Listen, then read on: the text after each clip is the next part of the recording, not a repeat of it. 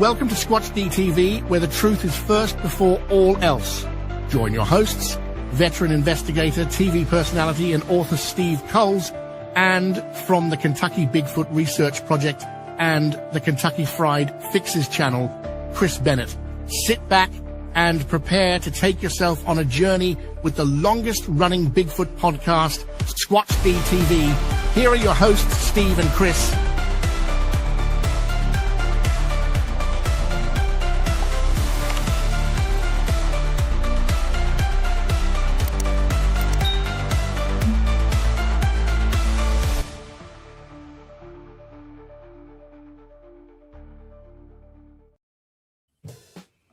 And good evening, cyberspace. Welcome to Squatch-D TV for today's date, April 26th, 2026. I'm your host, your guide, Squatch Detective Steve Kulls, along with my co-host down there, Mr. Chris Bennet. Hello, Chris. Hey, man, it's good to see you. Glad to be here. What a great guest we have lined up for tonight. Wow. I know, and he's down there, good old Todd from the Sasquatch Archives. Hello, Todd. Hey, guys. How's it going? Hey, guys. Good to see you. Good to be here. So, Chris, how you been, brother? How's the weather been treating you? A little windy? Well, no, it's been nice. Still a little cool. But we're at that stage, man. Air conditioner during the day and sometimes a heater at night. So I've grown too old to be uncomfortable, but I would love to turn the stuff off, But that's okay. Well, it is 56 degrees here in good old New York right now where I am, which isn't too bad. I dare say it's probably a little bit colder where Todd is. A little bit, but I think you guys get it worse than we do, Steve, depending where you are in New York. You guys get all the snow that we don't get. Yeah, well, I'm kind of lucky because I'm on the east side of New York, so we kind of get protected by the Hudson Valley. It's the western side that gets plowed with lake effect snow. We get it a couple of times a year for lake effect when it's really bad, but most of the time we don't. So, but yeah, and here we are, another last weekend in April. We're just about ready to creep up on May. Of course, next weekend I will be at the Ohio Bigfoot Conference speaking out there.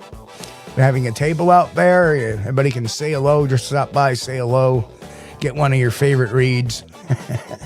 Little shameless plug there. Pick up a book. He'll sign it. Pick up a book. Put it back down. Yes. No, the books are worth more when you've got a signed from the author. They're always worth more on eBay. So, oh yeah, make sure you pick up a book and get Steve to sign it. Yeah, then they'll be sending me anthrax in the mail. Kill me off. That way the book is worth even more. Oh, man. Oh, goodness gracious. So here we are. Nothing going on in the Bigfoot world really big, except I heard there's another little mini flap going on. I forget where, though. I think it may be... I saw that. Yeah, let me look. I saw something about that. Come on, what we got here? I think it's a Bluff Creek. I'm sorry, wait. I think it's a Bluff Creek. There was a flap there. Oh, yeah, there's been a big flap at Bluff Creek. See, now you're going to kill that side bet, right, Todd? No, it was Estes Park Bigfoot Days. That's what I was looking at. There's like 5 or 6 things at Estes Park. Oh, my goodness. That thing has been in the news forever. Yeah. And, boy, they really been pushing it here lately because I guess it's a big thing coming up. Where the hell is Estes Park? Yeah. That's like that. I'm looking at an article from it right now, and it doesn't say where it's at. It just Estes Park. But it looks kind of mountainy, so, I'm thinking... I think it's out in Colorado, I think. Maybe. All right. Well, now let's I'm go. going to look up find out where Estes Park is, yeah. Estes. Oh, the tickets are $100 for adults and $50 for youth. And it's a Bigfoot barbecue feast. Oh, wow, yeah. A feast. We all love feasts. Hey, we love barbecue. Let's not get talking on food. Yeah. It's too early. It's just Where are you at? If that's close, man. Oh, it's in Colorado. Yeah, Colorado. You're right. Yeah. Aha. But, All right. Well, Bigfoot and barbecue. What a great combination. Yeah, I just don't want hair in my barbecue. No. Anyway, we have a great guest on tonight. Of course, folks who know him, Todd Prescott,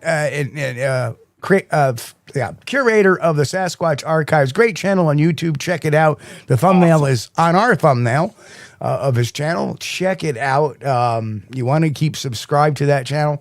It's got some really great stuff that, God, unbelievable. Like, and that's some of the questions I got coming up for you, Todd, is how the heck do you get a hold of a Roger Patterson interviewing the Ape Canyon guy? My God. Yeah, Fred Beck. Fred Beck, yeah. Oh my God, Yeah. Where did this come from? I'm like, I didn't know this existed in history, and yet, we go over to Todd's channel, and there it is. But long before the Sasquatch Archives, Todd and I met in 2012 at the Chautauqua Lake Bigfoot Expo. Way back when. God, that was seems like forever. Well, using my advanced math skills, it's exactly 14 years back. Yeah. Yeah, and you're right about that. And I think we may have met at the next one too in 2013. Yeah, yep. I would have been so. Yep. Or 2014. I can't remember, but I've got some artwork down on my staircase that shows a date. That guy named Eric. What was his name? He did some artwork, Sasquatch artwork. Yeah. Yeah, and he dated everything, which was kind of cool. Yep. And I've got photos and stuff. But yeah, that's where we first met. Of course, we've been in touch. Yeah. But yeah, Chris, we'll definitely get into where I got this stuff. There's a lot of history with it for sure. So, the first thing I have to ask is, when did you start? When did you come up with the idea? Let me start collecting all this stuff. Well, primarily I was just strictly a field researcher for many, many years, as many of us are or have been. And I wasn't really interested in the literature, so to speak, or conferences or meeting people or getting autographs or even much in the way of TV stuff. Yeah, of course, I was In Search of, Best Show Ever, and a few others. But I just wanted to get out there, see what the mystery was all about, have experiences. And then I was, and some people who've seen me interviewed know the story. I was playing in a band, because that's another thing I do on the side is I play drums. And I was out in British Columbia, which of course is Sasquatch Mecca for Canadians and most of the world, to be honest. And I was out there in 95 through 96, living out there, playing with a band, traveling all over the province. And, we would pass through Harrison Hot Springs. And I was well aware of John Green. I did have his books.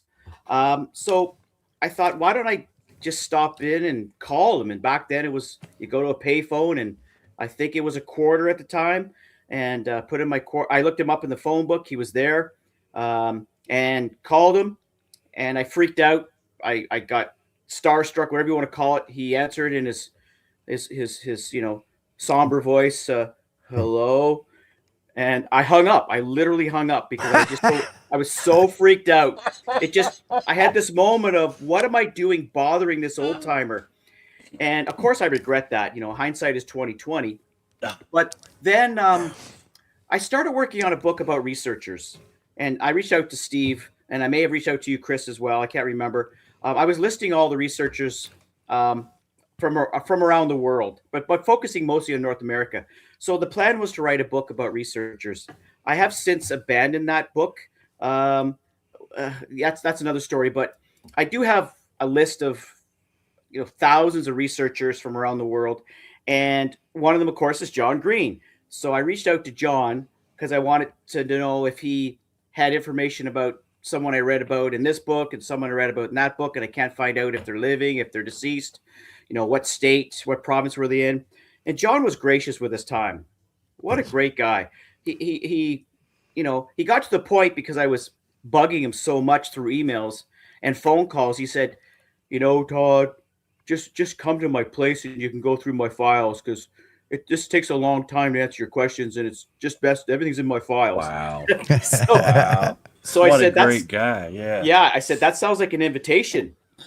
And, I knew he's up there in age, and he had just moved into an old age home because his wife had passed away. So I thought, well, this is my opportunity. He has invited me. I just need to take time off from work and get out there. And I did that. That was 2012, the same year that I met you, Steve. It would have been just before Lake Chautauqua. It was a very busy year. So that was my first visit with John, and he let me go through his files, but I didn't know just how much material he had. It was overwhelming. Filing cabinets and filing cabinets of letters. And the great thing about John is he would have not only the letter that you sent him, but he made a Xerox copy of his reply to you. So you got both sides of the story for the most part. I mean, there's a few holes here and there. But I wasn't prepared when I went out there. I literally just took a notebook, and I thought, well, I can't just take notes. There's thousands of letters. So I was working my way through. I was there for, I think, 5 days the first time, and I stayed at a little cheap motel. And when I was leaving, I said, John, this stuff needs to be digitally archived. And he looked at me and he seriously said, oh, I don't think there's any value in this. I'm just going to toss it in the garbage. No one's really interested in this stuff. And I thought, whoa. So I was shocked to hear that. Yeah. Because it's a treasure trove. So I said, John, I have to beg to differ respectively. Please let me come back with a scanner. And he's like, oh, I don't think so. It's not important. No one cares. And so that's kind of how it was left. And then I called him, I emailed him, I said, John, it's really important that this stuff is saved. And he still didn't really like that idea or want anything to do with it. But he allowed me to come back maybe a month later. I have all the dates written down. I don't remember off the top of my head, but I came back and I booked, I think, 10 days. And he actually said you can actually stay in the old age home. They have like a spare room, and it's only $50 a night. So that was cheaper than the motel. So I stayed there. It was quite convenient. And when I showed up, John said, I thought about what you said, and yes, you can scan what you want. And I thought, thank God, because I had this 20-pound scanner with me. So it was good that I brought it. So then I proceeded to scan everything and anything I could. John would be sitting in the other room reading a newspaper. He loved reading. He'd occasionally come in and look at what I was scanning and talk about the letter. He liked to walk, so we'd go out walking. He'd tell me stories. I recorded those. Even got him out one night with my thermal imager up in the mountains of Harrison Hot Springs. And we were doing wood knocks. I kid you not, I've got the thermal. I've got the audio. I haven't released it yet, but it's there. He was talking about Dehinden. He talked about where he laid Bob Titmus to rest by spreading the ashes, and how the ashes blew back on him. He was there with Bob's girlfriend, and he said always check the wind. Always check the wind when you're going to release the ashes. And he didn't do that. And he's standing there on the top of this mountain, and he said Bob Titmus's ashes blew back, landed on his pant legs, and he looked at the girlfriend, looked at his pant legs, and just brushed it off. But that's just a funny aside. So, John, I went to John's place a total of 3 times, because even that second time for 10 days, and I was going nonstop, like 9 a.m. till 9 or 10 p.m., whenever however late John would stay up. And he actually would invite me to lunch and dinner. And he got to the point where he said, I'll just pay for it. I said, no. And he insisted, and I'd meet his friends there, who probably all thought he was nuts. But remember, John was the mayor of Harrison Hot Springs for a while. So he had a bit of a reputation, and his father was in politics. So people knew who he was. And of course, his association with Sasquatch research. But that's really what got me started, because I thought, if John's got all this stuff, who else has a bunch of stuff that's just going to be lost forever? And sadly, some of it has been lost forever, as we know. So I I took about almost 4 years to go through all the John Green stuff that I scanned. And what I mean by going through it is I read every single letter. I summarized it. I indexed it and I cataloged it. And there are tens of thousands of files associated with the John Green archives. And also John, as I'm going through scanning, he would say, "Oh, I've got these cassette tapes too." And Chris, you asked the question about Fred Beck's interview by Roger Patterson. Yeah. That was one of the interviews in his collection. Oh, wow. And that was provided from Roger Patterson himself, gave that to John Green in exchange for something else, because Green would also do interviews. So John Green had a cassette case full of interviews, and I didn't know that until my second trip. So on my third trip, I brought a device to record cassette to cassette, because John wasn't going to say, just take my cassettes. Some of them, unfortunately, had deteriorated over the years. There's an Albert Ostman interview that Green did that you just can't hear what's going on. It's so bad. I've tried everything to clean it up, but you just can't. You can't shine mud, right? Yep. Right. Yeah. So the Fred Beck interview came from Patterson's collection, but he'd given a copy to Green. And then there was also photos, negatives, and slides. And there's thousands of those as well. And seeing the negatives was really cool. So thankfully the scanner I brought was able to scan negatives. It's endless. So it took me almost 4 years to go through everything, catalog it. And I thought, well, this needs to be shared, because that's Green loved to share stuff. Absolutely. DeHinden, not so much. But Green, and I said, John, is it okay if I come up with a YouTube channel, put it on there and share your stuff?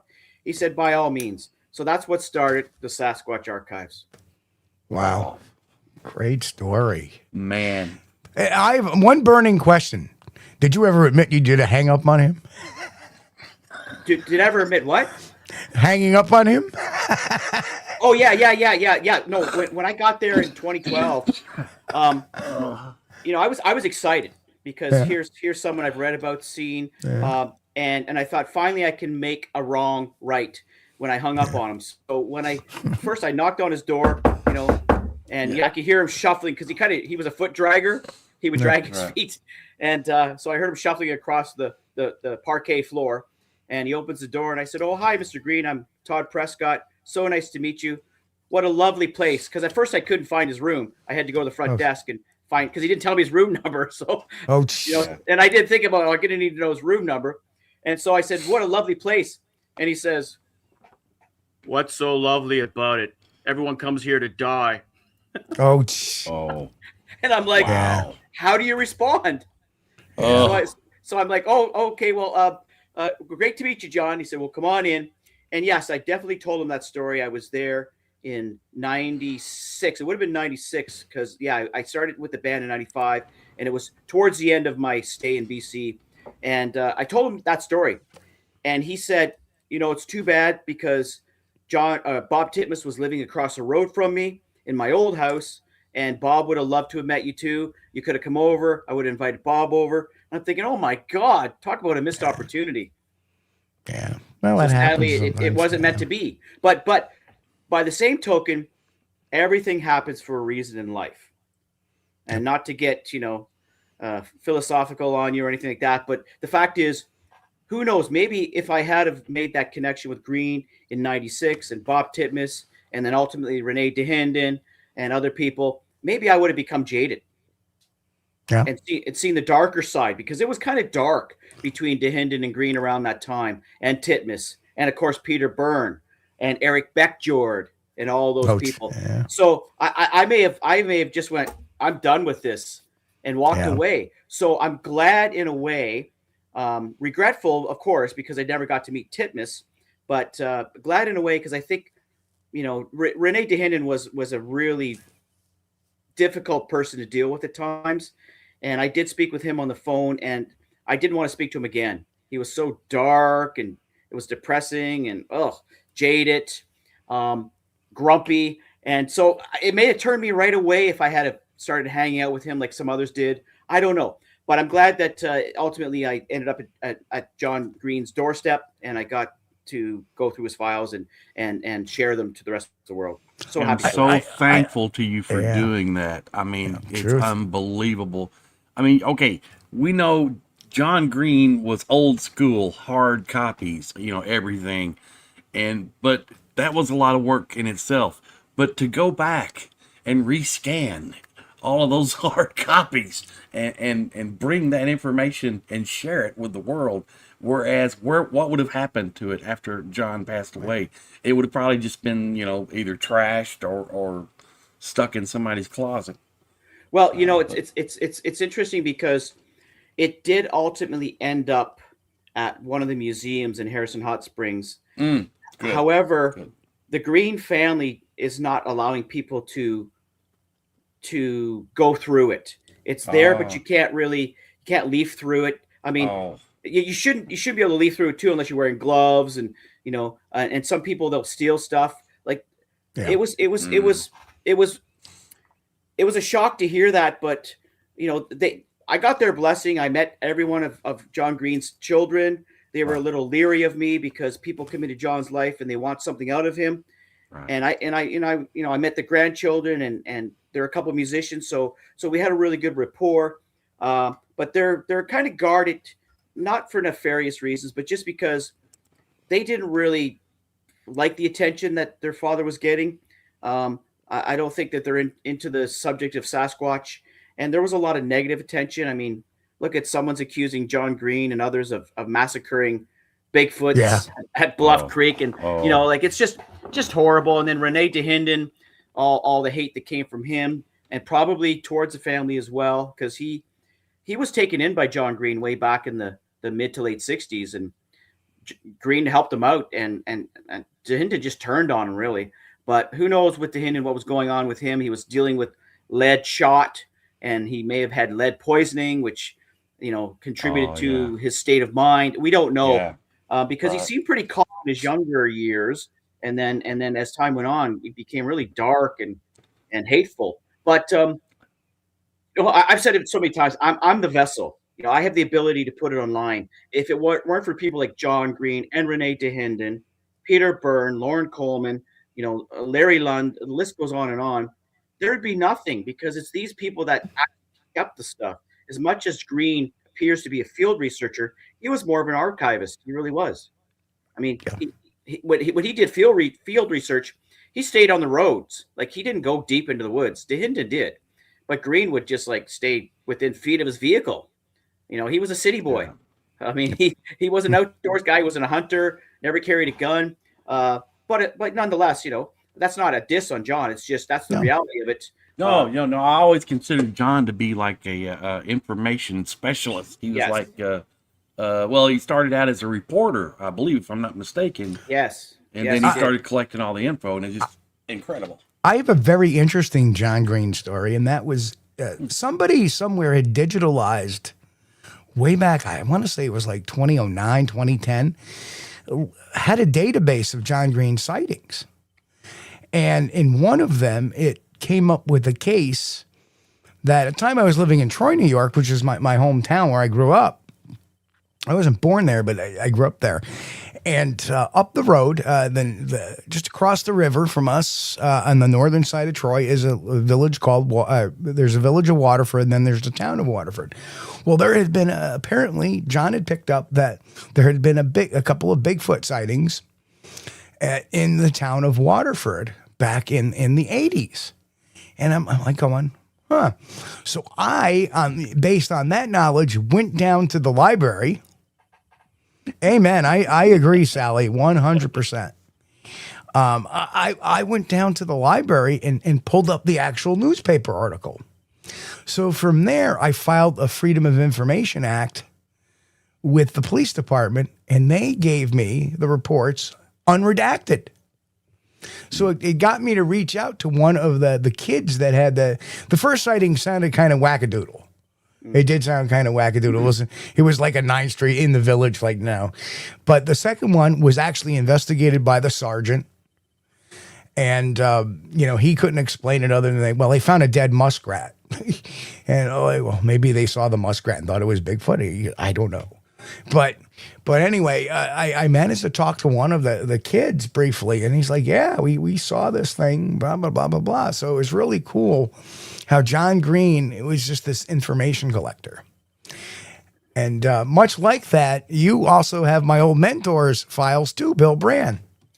Yeah, I was in touch, and may he rest in peace. I was in touch with Bill for many years, probably not as long as you, Steve, because I know that you go back further than I do. But John Green was the one that said, hey, you should call William or Bill Brand because he's relatively close to you. Well, not really. He's a good 9 to 10 hours away, but you know, in John Green's terms, that's pretty close with him being out in British Columbia. Sure, yeah. And so I did. I called Bill, and some of his letters were in Green's collection, of course. And you know, Bill loved to talk. He could talk. Oh yeah. For days, and it was hard to get a word in edgewise. But you know, he's the guy that followed up on the A-Bear Road stuff. Yep. And so I was quite shocked to learn of his passing. It was not expected. And I talked to his wife, and I asked, like, what's the plan with his stuff, because I don't want it to get lost forever. And she said, well, Bill actually wanted you to have it. So I had to drive down, and I rented a car because my car was not reliable at the time. And, you know, sat with his wife, and I guess it was, I don't think he didn't have any children. It was a niece or a nephew. Right. And just started looking at stuff. And yeah, he had a lot of things. It was not as much as Green, of course, but it was all mostly based in Eastern US. Whereas John Green's was, and this is what I admired about Green. He just didn't sit in BC and archive stuff. He did travel around the US. He went on a trip, I think it was in 76, and he went through a bunch of states, like from the Eastern to the Western and up and around, and talked to some of the researchers and gathered a lot of information. And it was a bit of a book selling tour as well. So he was selling books as well. But that's the thing that it's great about these people. They collect this stuff and they keep it, and they hope that someone will, you know, do something with it, but they don't see the value in it. And I know that Bill probably valued his stuff, and I feel honored to have it. I'm still going through that stuff. It's not that long. And Bill's stuff is interesting because there's some people that I never knew about. So some new names that I could add to my list of researchers. And the nice thing about Bill too is he had a lot of references to magazine articles, and I'm an avid collector of magazine stuff. So he's opened up the floodgates of mid 90s, late 90s magazine articles that I was not aware of. So I've purchased a lot of those. And what's interesting too about Bill Brandt's collection is he must have shared a lot of information, because he'd have duplicate copies, not just one or two, but 10, 20 copies of certain things in the same, in like a file. Say it was a Steve Kulls file, for instance. He'd have 10 to 15 things that he would send out to people that like just to share information, right? Not that he had, you know, anything like that on you, Steve, but just as an example. Yeah. And I found that interesting. So when I was going through stuff, it seemed like the file was like this, but then when you start removing the duplicates, it gets down to about this. And I was kind of happy about that, because I thought, holy crap, like this is going to take longer than the Green stuff, because I've got the physical copies. That's with Green. I don't have the physical copies. You know, I have you know, memory sticks this big with everything. So storing the stuff became an issue because there was quite a bit. But after I went through everything, you know, this became this. So I was happy about that. So I was able to store it. So I want to get some of that stuff on YouTube, especially the stuff that has to do with the A-Bear Road and the interviews that were done, because those have never been made public. Yeah. You know, as you know, Bill and I had a little bit of a falling out, because Bill had this little research organization that he had created. Yes. At some point, and he kind of got put off that I belonged to a couple other ones. So it kind of caused a rift between us, but we had amended that rift. I think it was, you know, a few years before he had passed, fortunately. And one of the neatest things is, like, I had one book left of What Would Sasquatch Do, the book I wrote. And he was like, let me buy it. No, you're not going to buy this book. Yeah, this is yours. And I put a thank you in it, gave it to him. And probably one of the best compliments that I could ever get from Bill is I get a phone call like about a week later. He says, "Hey, I just want to know, I read your book and spot on. And just hearing that from him, just because I think I connected with Bill, I think in 2003. And we've been together probably for a good 6 years, So learned a lot from him, learned a lot about, the importance of archiving stuff and writing stuff down but yes, he always made duplicates of things. He sure did. Yeah, he sure did. And he not only collected Sasquatch stuff, but Civil War, war stuff, and of course, Native American artifacts. When I went to his basement, it was just all I saw was Native artifacts because he was an archaeologist, right? Or anthropologist, one or the other. Archaeologist, yeah. And he has priceless treasures, priceless stuff. Not to mention he has castings. Some of the castings are from, not the best people out that way. Steve, I'm not going to mention names, but there's some questionable characters who were casting Bigfoot footprints, but Bill just collected it and he had them all displayed. I know the exact ones you're talking about.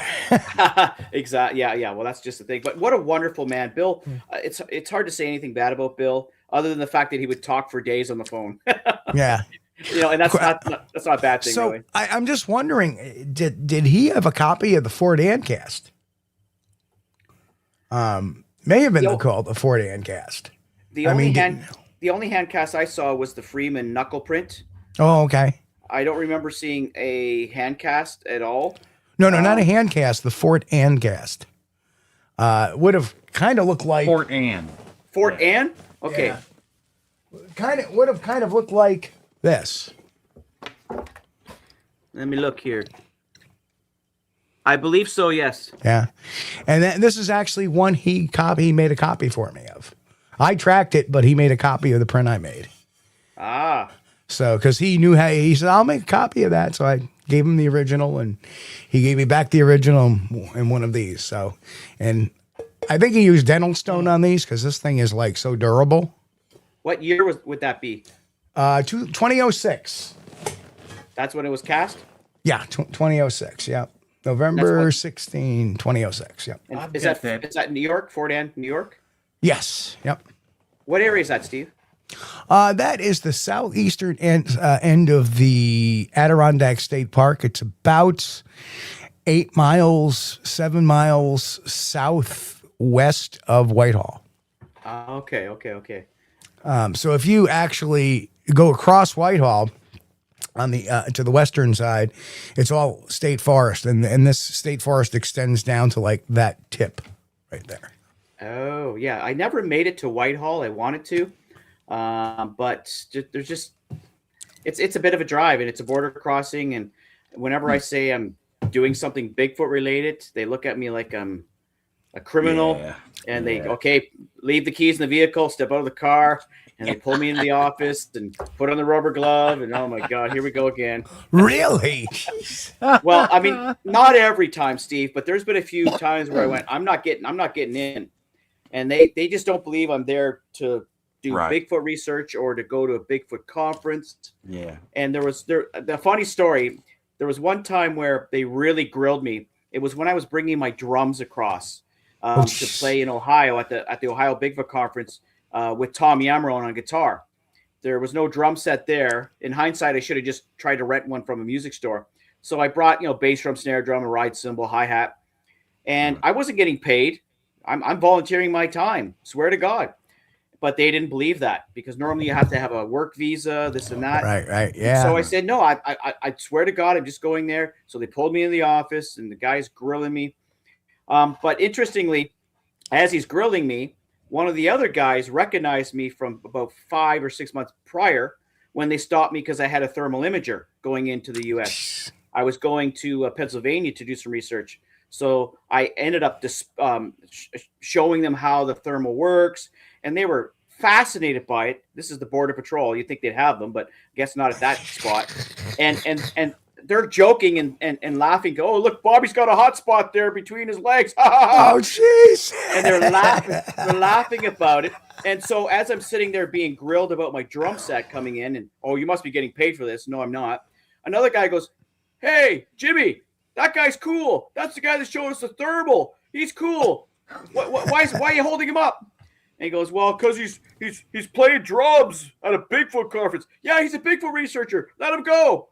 I couldn't believe it. The guy's like, well, I still got to fill out the paperwork. They kind of begrudgingly, like, well, you know, you're not going to get away with this, buddy. But I honestly, I was just going to play drums, and I wasn't getting paid. Right. Never got paid. Never made a cent. I spent money there, but it was just funny that the other guy recognized me. Hey, that's the thermal guy, Bigfoot guy.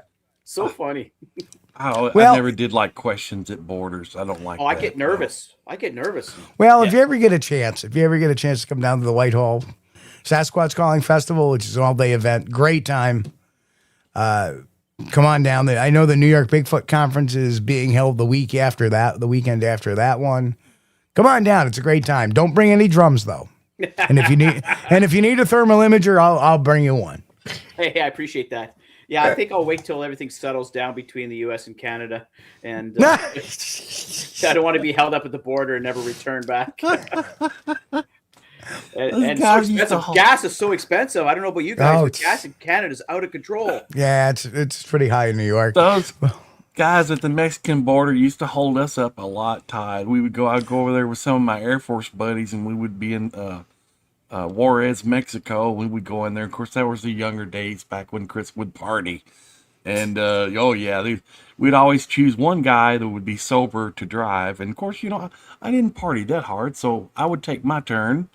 And I would be driving and come across the border, and I have a carload of drunks back there, you know. Yeah. And they say, okay, what was your purpose of your visit in Mexico? And I was like, dude, look in the back seat. You know what we've been doing. You know what we've been doing. He said, okay, stop over there and pay your tax on your liquor you're bringing in. Yeah. How did he know about that? He didn't. He just figured. Yeah, never did like those questions. Chris and I had a laugh because somebody had posted this video when the whole tariff war was going on, and Canada sent its Air Force over to the United States today, and it was a bunch of Canadian geese. I was like, oh, come on, man. That was funny. It was good because I was expecting to see, this sounds serious. And then all of a sudden, here's a flock of geese coming over. Oh my God! And the Navy is a guy in a canoe. Oh jeez. Oh yeah, I know. We don't spend a lot of money on the military. Why? When we have the U.S. to protect us. But I wanted to say that back to archiving. Through Larry Lund, the Sasquatch sleuth, who's been around for a long time, and I have to give him props because he was one of the first archivists. And he has a treasure trove of stuff that he's been doling out to different people, including Gene Robinson and a couple others. And through Gene, I've got a bunch of stuff that's going to be shared up on the channel eventually. If you saw my profile picture, if you saw one of my Facebook posts recently, hundreds and hundreds of DVDs that has some very unique stuff. Some of it I already have on VHS, but I was watching the other day some TV show I'd never heard of, some low budget TV show, is interviewing Grover Krantz and Bob Titmus. And there's a couple anthropologists that aren't into Sasquatch, and they're skeptics. And it's a very interesting snapshot of history because, to my knowledge, Bob Titmus, for those who don't know, he was really involved in Sasquatch research and kind of kept a low profile. But he was someone who was there in 58. He's the one that showed Jerry Crew how to make a cast. And then he just preferred to stay on the limelight. And to my knowledge, he's only ever done, besides this other interview that came to me from Gene Robinson, had never done another TV interview. There's one he did. I'm trying to remember where it's from, but it's just a short clip. Whereas this is him sitting with Krantz for almost an hour. Wow. So that was very interesting to go through that. So I'm in the process right now of digitally transferring it because DVDs are DOB files, and you can't just put them on YouTube. You have to transfer them to MP4. So I've got some software to do that, but I might just end up buying a DVD to MP3, MP4 converter. That might be easiest. But I've got a lot of these to go through because, as someone said, these won't last forever. I didn't know this. DVD, rewritable DVDs and DVD-Rs, they're extremely vulnerable to weather, temperature, magnetism. So it's best that I, have this saved somehow, and so it's there forever, and then put it up on YouTube slowly but surely. But there's a lot of stuff in there that is blowing my mind. So thanks to Larry Lund and Gene Robinson for that stuff. So I've got a lot of work ahead of me for sure. Plus the Bill Brand stuff. I've got to transfer all those cassettes. I'm still reading through letters, Steve. Yes. The letters are endless, and that's something I need to do. I need to go through the letters to see what's there and catalog it and whatnot. But it's been tough, it's been tough to go through, but I enjoy it. It's a labor of love for me. But it does take time. It really, reading a letter takes time. When they first started coming out with you could burn your own DVD, I had a DVD burner and all that. And I found that over time, some of those DVDs quit working. Yes. It's like they couldn't read it anymore. So yeah, that would be a good thing to get it off of those, get that info off of those. yeah, because some of them are dated 2005. Because when I open it up and look at the file, that's 20 years back, 21 years back. Some of them may even be older than that. Some of them may not work for all I know. There's literally probably 150 that I have to go through. Some of it I already have because Gene had sold me a bunch of VHS and Larry had sold me some VHS. Some of it's duplicates, which is fine. Maybe it's better copies. And some of it's already up on, I have the Sasquatch Archives channel. Then I have the Sasquatch Archives TV channel, which focuses primarily on TV related Bigfoot stuff, documentary stuff. I just felt it better to separate it. Plus, YouTube was giving me a bit of a hassle because they wanted me. That was going to be one of the questions I had for you, Todd, because it was either last year or maybe the year before last. I can't remember. But you started showing your videos again, but you would be with the video, kind of like now, and you would be talking about the video. And you said something to the effect that you had to redo some of the videos because YouTube was giving you a hassle about it. Yeah, so, even though I have permission from the people who filmed the conference, like let's say 1997 Harrison Hot Springs, Sasquatch Summit, even though I got permission from Larry Lund to show it, YouTube says, I don't care. It's not yours. You can only put this up if it's a review, if it's a reaction video. Reaction. Yeah. Yeah. YouTube is looking for, they make their money from advertising. Okay. That's how they make their money. So they want the audience to be engaged. And in their opinion, engagement means your face there front and center, or like I do it off to the side, and they want you to offer opinion. And I hate doing that. It. But it was either that or YouTube was going to shut it down. Right. Wow. So YouTube. So I know it really sucks, but that's the reality. I tell you, of it. I feel for you. I hated that they were forcing you to jump through hoops, but sometimes, well, that's what we got to do. But there's a channel out there now that, my God, they rebroadcast everybody's stuff. I'm surprised they're not getting killed with copyright strikes. And I don't know what the situation with that is. I know that I've had people take stuff right off my channel, complete with the watermark, and put it on their channel. No credit, didn't ask. Right. So if I see that, I'm putting up a copyright strike because I think that's rude. At least give credit. It's crazy what people do. Like if I know where I get something from, you'll see, courtesy of John Green, courtesy of Larry Lund, courtesy of Gene Robinson, courtesy of whatever. I give credit and I ask for permission if I can get the people's contact. If I can't find someone, if it's a 1972 documentary, and it's become public domain, I'm not going to ask for permission. But some people are so they're I don't know what they're just so aggressive with this, and they're making money. Stuff, they're making a living from it. Yeah, they're making a living, and so they'll just take, and it's disheartening because people like Larry Lund and John Green, they're the ones that deserve the credit. It's sad that people have got to that point where they're just taking and stealing.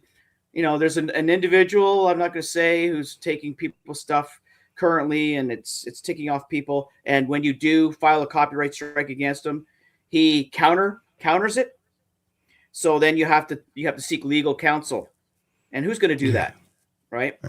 So that sucks, but it is what it is. So yeah, it kind of derailed me a little bit, to be honest, Chris. It was very frustrating. But I'm still working on things, and I hope to have like a whole whack of them done and then upload them rather than just one at a time. Yeah. But, I'm going to get some questions and comments up here before we get too far along and have a bunch left over at the end of the show. Go for it, Chris. But, it's the greatest archive I've seen. It's great. And Bigfoot Barbecue says, you do a great job with the archives. Amen. Thanks, Bigfoot Barbecue. Good old Jay. Hello, Jay. And this is from earlier. Bigfoot Missouri Poncho Zorcho says, if you can't shine mud, explain pottery, glazed glass, and ceramics. That is funny, but as we know, pottery is not the same as mud. Let's see. And Mick, at least until after it cures. Mick says, since Todd admits he hangs up on people, Steve, I wonder if he was the guy who called you on Block Talk Radio Show and hung up. It was me. Yep, that was me. There it is. Sorry, Steve. That's all right. Busted. Oh, and Bigfoot Barbecue says, he was a great person. I can tell you that Renee DeHenden was a good person as long as you didn't bring up any other researchers. Okay. Yeah, that's what it boils down to. As long as you kept your mouth shut and didn't mention Peter Byrne or John Green or any other researcher, he was probably pretty cool. And as long as you didn't argue with him. And Sally says, the Bigfoot community owes Todd a huge debt of gratitude for such an enormous amount of complex work. Amen. Couldn't agree anymore. Well, I owe a lot to John Green, Larry Lund, Chris Murphy as well. Chris Murphy has sent me stuff. Bill Brand, of course, rest in peace. And then someone who few people know about, and of course his name eludes me right now, John Furman. No one knows about him. Look him up. John Furman. He was probably the first archivist, and he was the glue between the DeHendens, the Greens, and the Burns. He was in touch with everybody. Sadly, took his life in the late 80s. He was a postal service worker, but he and a master violinist. Oh wow!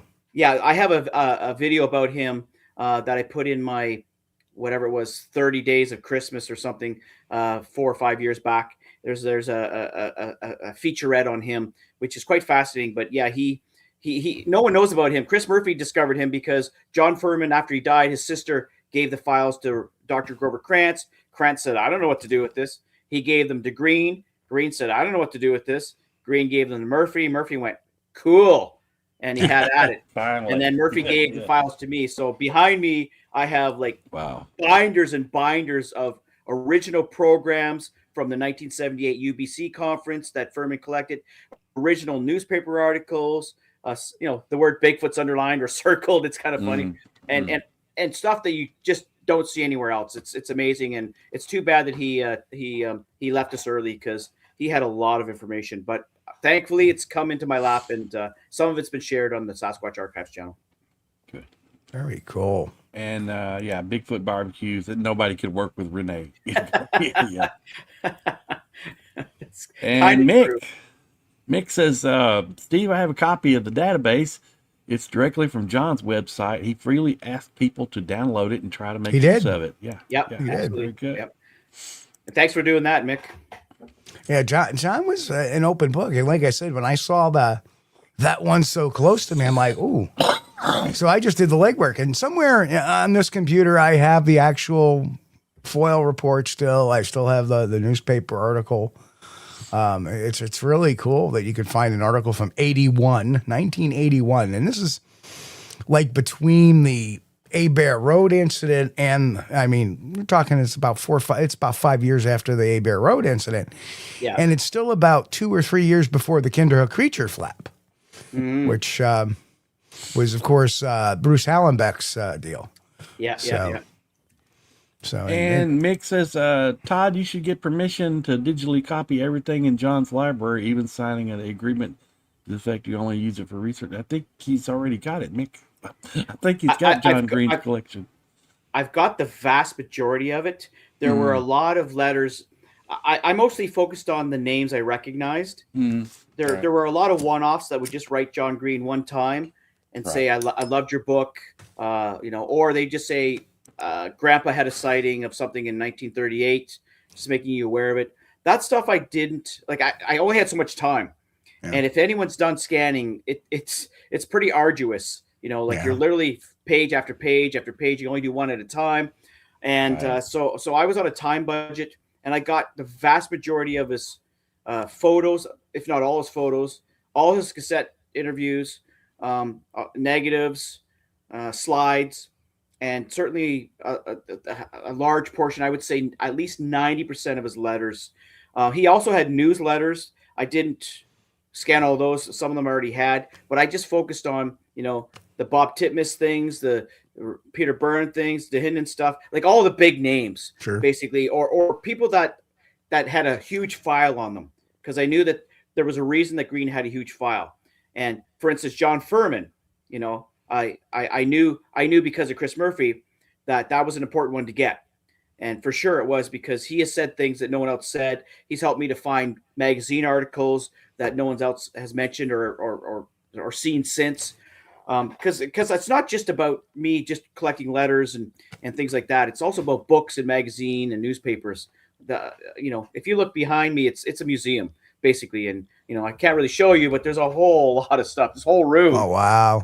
Is all Bigfoot stuff. Like, it's just endless.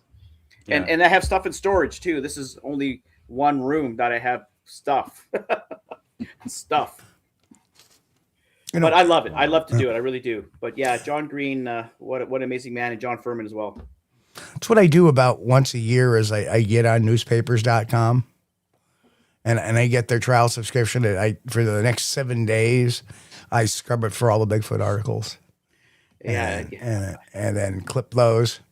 So I do it, but I do it for my own knowledge base, not so much to post or anything like that, unless something really stands out. But I've always been interested in those cases that occurred between like 24 and 58. I love those types of cases. Like you mentioned, 1938. Like those are years that Bigfoot wasn't in the newspaper a lot, or Bigfoot wasn't necessarily wasn't even named yet. Right? Yeah, it was. but the description fits the description of a Bigfoot, and that's the thing that that we have to remember. There's a long history, and Peter Byrne always said, and some other Western researchers have said that there's no Bigfoot east of the Rockies. Well, thankfully, people like DeHinden and Green didn't believe that, and would collect articles and whatnot pertaining to the Eastern reports, which truly predate the Western reports, because the East was settled first. Newspapers were first in the East, and then later on the West was settled, and newspapers started in the West. But Steve, we have what seem like Bigfoot reports from the mid 1800s to even earlier, where it's saying a 7-foot hairy man, stooped posture, and often with the glowing eyes, right? They see it at nighttime, which is a mystery unto itself. But I mean, it's hard to discount that stuff. You could say it's sensationalizing, looking to sell newspapers, but they're not all the same. Like, they differ enough that they seem unique. And when it's more than one witness, and you can backtrack, and they're actual people, it's fascinating. So there's a long history. It started before 1958. Let's put it that I know way. the earliest newspaper article was from 1818. Yeah. And I mean, that's like 6 years after the War of 1812, for crying out loud. That's like ancient history almost now. And that was in Sackett's Harbor, New York. And I've actually driven through there one time to go to Avon, New York. And at the time, you talk here, there's this mountainous area with a lake, and of course, described as the wild man, covered in, reddish brown hair. And of course, the big three to me was, of course, the 1859 Powell, Vermont sighting where the two boys dropped their muskets, ran, and a gubernatorial candidate in Vermont ran on the pledge to capture the hairy man. And that was Jonas Galusha. And then the last one was, I believe, from the 1870s, which actually happened in Margaretville, New York, which is in Delaware County, which is the same county, if anybody knows, is the same county as Oneonta, New York. It sits kind of between Oneonta and Catskill, New York. It's kind of in that level, where a wild man upset a horse and carriage by just crossing the road. The horse bucked up and the carriage overturned, and it was a wild man. So I was like, wow. I mean, like, these aren't something out of machinations due to media. These are, far off and in between things that occur. That's why I think archiving is so cool. And I think what you do for us is a benefit. And I know you like to put it on your predecessors, and that is so be it. But you and yourself are becoming one of those predecessors by collecting all this data and putting it out there for us in a timeless format, which is great. Thank you. Yeah. And Steve, when you're talking about those old reports from New York, or I know New Jersey too had some stuff, and Ontario had some stuff. That's only North America. Yeah. You could go to Australia and you're going to see, but they didn't call it the Yowie, but Wildman reports also from the late 1800s. Wow. And then China, the China Wildman goes way back in their history. So it's a worldwide phenomenon that remains a mystery. And if nothing else, it's a cultural phenomenon, as Chris Murphy said. If Bigfoot doesn't exist, it doesn't matter. It's become ingrained in our culture. Why is that? And there's a history to it. Let's get to the bottom of that as well. If we can't find a creature, then let's find out why it's in our psyche, so to speak. Yeah. Well, you mentioned earlier that at one point, everybody thought that, well, we're talking 1970s, mindset here. Everybody thought that Bigfoot was found in the Pacific Northwest, and that's it. Now, in 1976, I watched that movie, went to the theater and watched Sasquatch, The Legend of Bigfoot. And of course, that sparked some interest in me, and I was like, oh, one of these days when I grow up, I want to go out west and see if I can find Bigfoot, And so I'm speaking with my grandfather over in Cumberland County, Kentucky. And then it just popped up in my mind. I just asked him, Granddaddy, have you ever heard anything weird or seen anything weird? And that led to me discovering about this, the David Turner encounter, which was his younger brother in the 1940s. And come to find out, yeah, there's Bigfoot in Kentucky.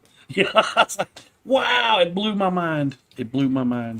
Well, that's just it. Even in Ontario, where I'm from, like Ontario is one of the provinces of Canada, north of New York State. Yeah.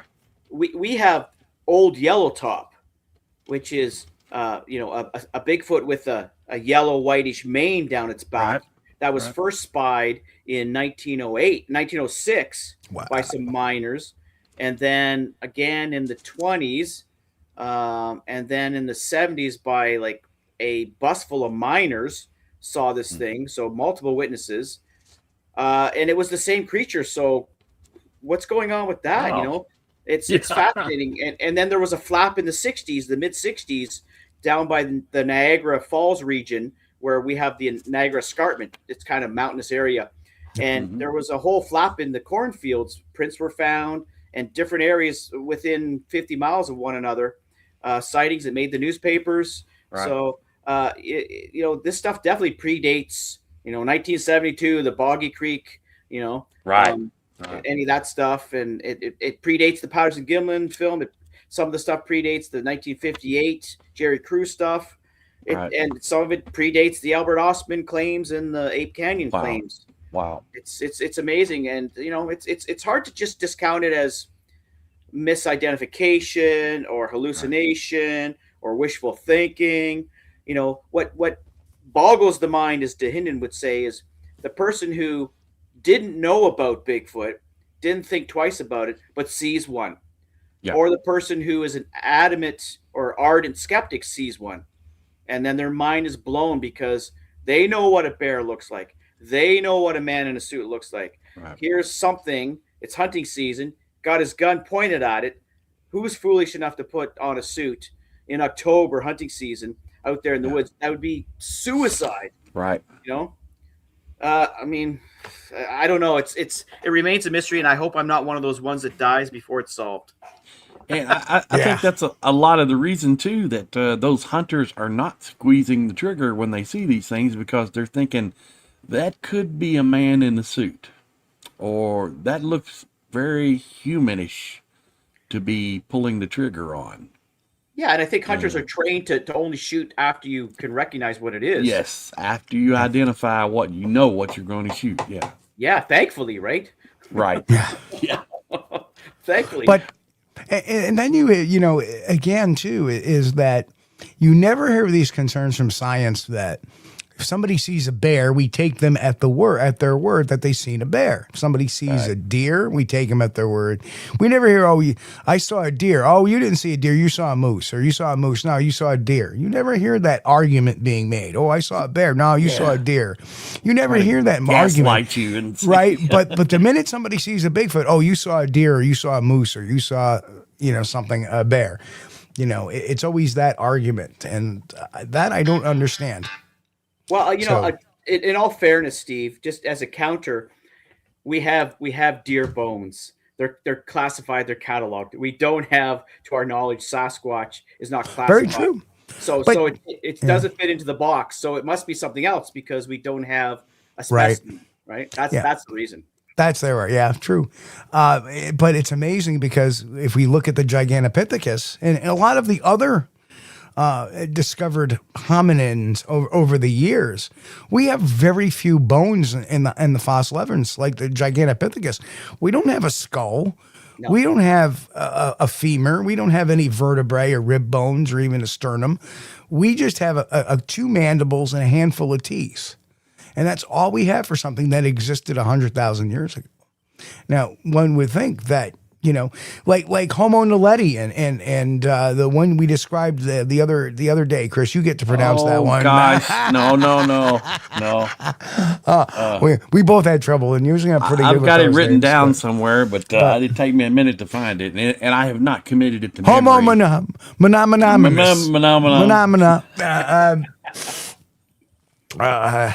But again, they just have a couple of bones. They don't have a full skeleton. And they get, so why not? I think that hominin bones are pretty rare. And so that's why when people ask, well, we have things, we have dinosaurs in record that supposedly existed that we only have a couple of bones of, and they've reconstructed based on those couple of bones what it may look like. So yeah, it's true. It's just like if you've made up your mind that Sasquatch doesn't exist, it doesn't matter right what we say about Sasquatch or Bigfoot, because they've already made up their mind. We absolutely must provide something like concrete evidence, empirical evidence that without a shadow of a doubt comes from a Sasquatch. So you need the Sasquatch body, and it has to look like what people have been seeing and describing. It can't look different, right? Because then it's something else. And I'm very excited about what Haskell Hart is doing with the eDNA stuff, because he's finding some interesting results in a couple of lakes, and he's hoping to get more results. There's some genetic mutation amongst us humans that's not showing up in the gen bank, which is unusual. And it showed up in two unrelated lakes in two different states. So what are the chances? I mean, there is a chance it's still human, but, by all accounts, Sasquatch resembles human. And it's probably a hominid, right? I mean, that's what it looks like based on description. So I'd be surprised if it's not in that lineage. Right. Yeah, I've always said that well, I haven't always said, but I've gone to believe that it's less of a Gigantopithecus, which I believe is going to come down to like an Ardipithecine out of the Ardipithecines. I think that if it's now, I'm to the point where if it's not an earlier version of or earlier evolution of a hominid or a Homo genus, it may be a Paranthropus, because Paranthropus just dropped right off. Yeah. And if you look at the Paranthropus, they look very Sasquatch-like. Mastrapithecus mulgariensis. Oh, there he is. Yes, you did it. Oh, I had to look it up because I've written it down somewhere, but my desk is like you did it. Not the neatest place. Yeah. Hey, Steve, I got a quick question. You've had 2 sightings, I believe, correct? That is correct. And did your sightings resemble anything you've seen on film or video? That's purported Sasquatch, like film or video of a Sasquatch.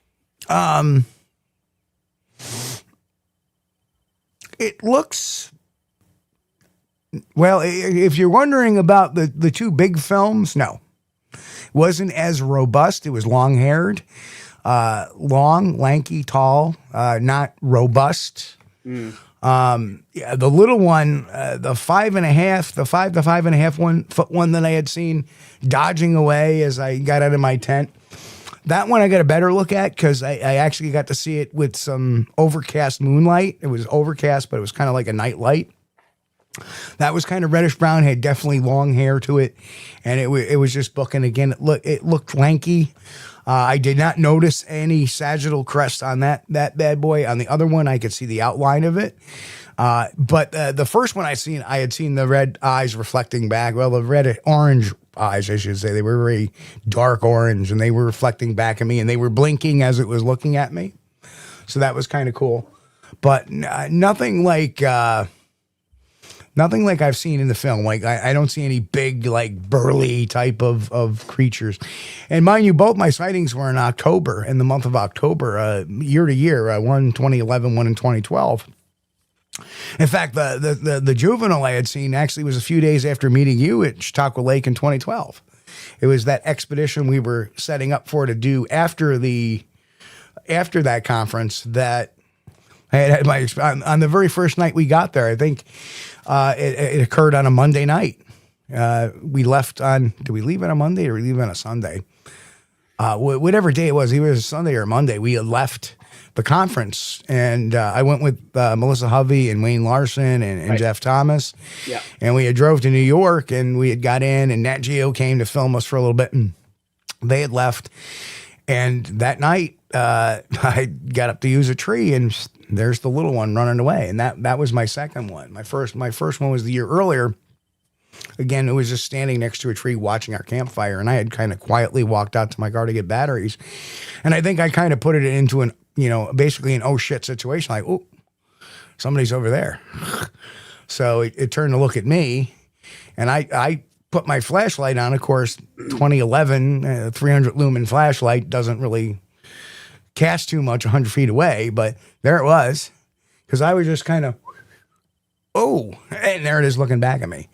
And I stood there for about 40 seconds, shook that flashlight, it turned, and it walked into the wood line. And then my camp starts yelling, "Hey, Steve, we got a lot of movement over at the southwest side of camp." Yeah, no kidding. No kidding. Get somebody out here now. There it is. And then there he goes. There he goes. There we go. Oh, there he goes. Hey, the movement of the juvie, how would you describe the movement of the, as you call it, the juvie? It was just booking it. It was just running. Exaggerated? Was it exaggerated? Do you think? Like I couldn't even tell you. It just looked like somebody booking it. Was it faster than expected? How it appeared? Oh yeah. It was there and gone. In fact, it was like, and my first reaction to it was because I'm getting out of my tent and I'm just like, what? And there it is running. And I'm like, my first reaction to it was like, no, I just didn't see that. Oh, no, I didn't see that. I was in complete denial I'd actually seen anything. And then the next morning, I'm woken up by Jeff Thomas, and something had left a birch log behind his Jeep. Oh. And we'd been collecting birch all day long earlier in the day because it had been raining out, and birch burns when it's wet because of the oils in the bark. Yeah. So we'd been collecting birch all day, and here's something leaving a birch log behind the friggin' Jeep. Huh. And I was like, well, I wasn't going to say nothing because I really talked myself out of it. But I got up last night and saw 5.5 foot one going running away. And later on in the day, it was either that day or the next day, that Wayne and Melissa actually found a 9-inch print in that area. And they ended up casting that. They wanted to give it to me. I said, no, you found it, you cast it, it's yours. Are you guys familiar with the apple snitcher, the Albert Witch?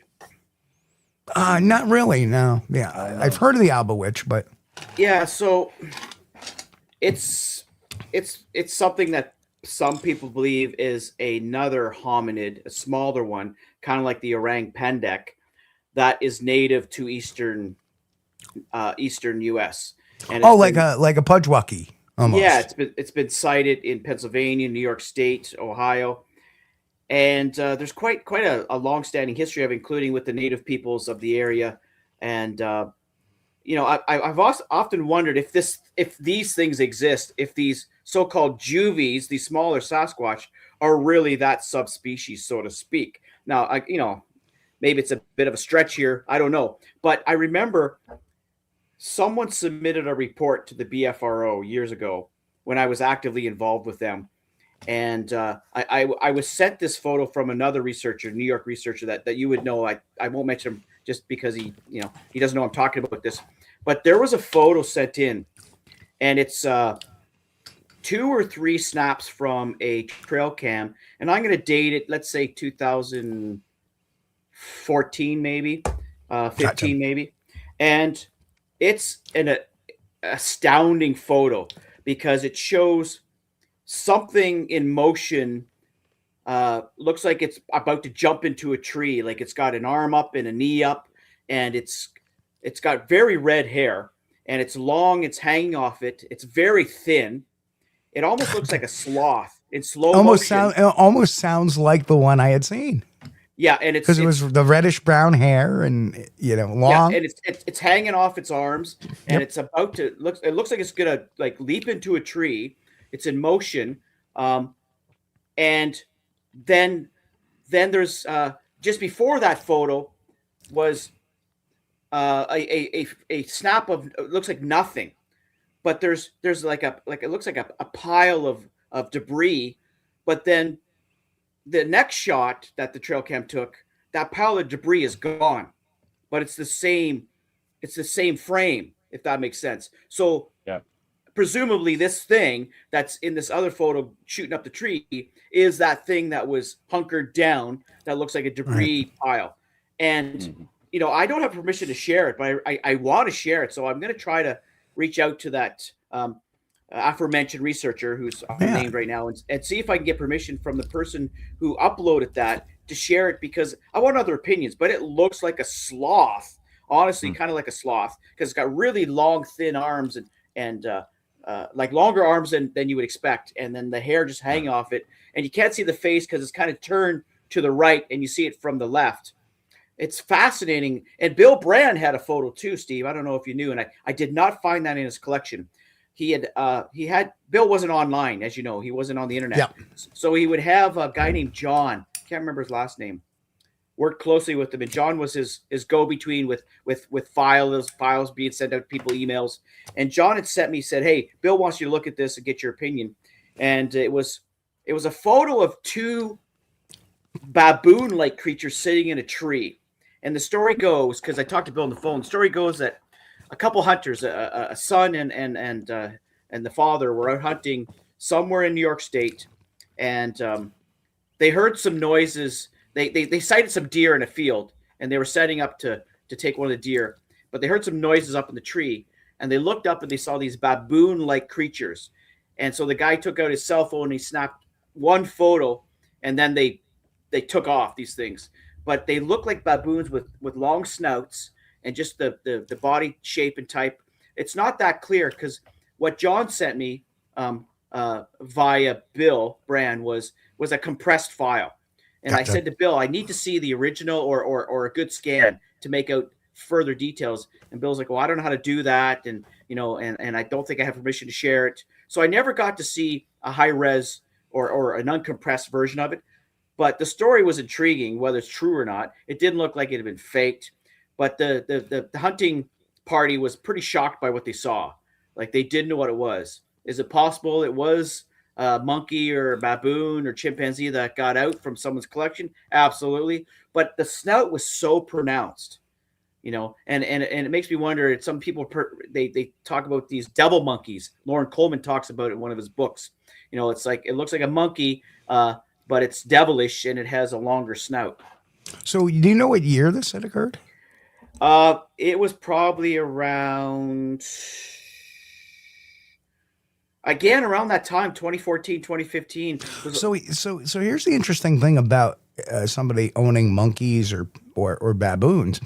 In New York, they passed a law in 2004. You cannot possess a primate unless you have a zookeeper's license. Yeah. No, I understand. So that would be very one of those very unusual things. I mean, we go back to I don't know if you've seen the Pridgeon film, aka the New York Baby video. Yeah, absolutely. Again, very similar. Even if it is a younger juvenile Bigfoot, we as primates have a propensity, and I had a great conversation with Dr. Meldrum about this at one time too, is that we have a propensity as primates to be in trees and climb and because we're testing our dexterity, we're testing our hands and feet, the use of that. So that's why we like to climb as kids. That's why we have monkey bars and stuff in that. So as a primate thing, and again, we see that too, that young gorillas will go up trees, as will, young chimpanzees. Chimpanzees are mostly, terrestrial, not arboreal. So yeah. So get some more of these questions up here, Steve. Jen put up Todd's channel link there. If you guys have seen that in chat, if you hadn't seen Todd's channel yet, just click on that link in chat, and it'll take you right to it. At the Sasquatch Archives, YouTube at the Sasquatch Archives. Thanks. And let's Show see. the love. Get some more of these questions and comments. And T Guzzler says, "I'll be checking out that channel." Please do, T Guzzler. Thanks. You're going to be going down a rabbit hole.